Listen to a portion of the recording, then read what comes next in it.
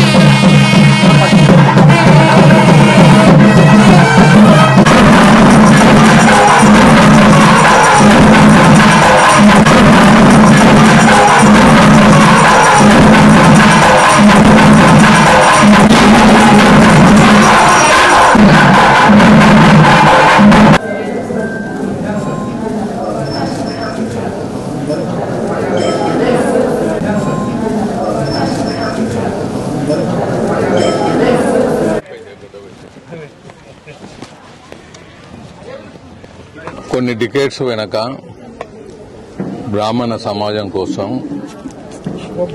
వారి పెళ్లిళ్లకు మరి వారి పూజలకు ప్రజలకు పూజలు చేసే విధానంలో వెంకటేశ్వర స్వామి దేవాలయం నిర్మించడం జరిగింది.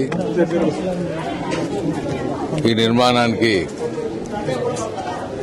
నేను సహకరించిన నిరంతరం బ్రాహ్మణులు దీని ప్రత్యేకత కాపాడుతూ వచ్చారు, పూజలు చేస్తున్నారు నిరంతరం.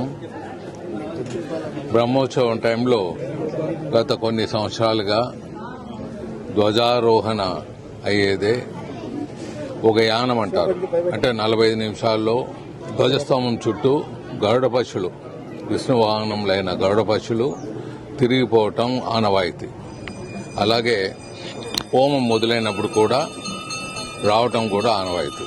హోమం ఒక కొంతకాలం కిందటే జరిగింది, కొంత సమయానికే అప్పుడే గరుడ పక్షి వచ్చి వెళ్లటం జరిగింది. మరి ఇక్కడ ధ్వజారోహణ అయితే మరి ఒక 45 నిమిషాల్లో రావటం ఆనవాయితీగా జరుగుతున్నది. అలాగే చక్ర స్నానం 10 రోజుల తర్వాత భగవంతుని స్నానాన్ని తుంగభద్ర నదిలో చేయించటం ఆనవాయితీ. భగవంతుడు తీసుకొని పోయేటప్పుడు చాలా తక్కువ బరువుతో ఉంటారు. మరి స్నానమైనాక భగవంతుడు బరువు పెరగటం ఆనవాయితీగా ఉంది.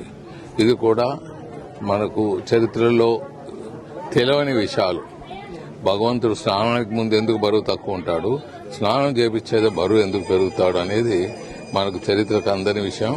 సో భగవంతుడు అనేది ఎన్నో రూపాల్లో ఎన్నో ఆయనకున్న భక్తులతో ఇటువంటి కార్యక్రమాలు జరుగుతుంటాయి.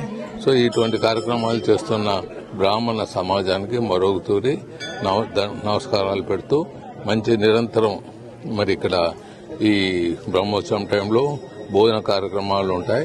ఆ భోజన కార్యక్రమాలు కూడా చక్కగా నిర్వహించాలని కోరుతూ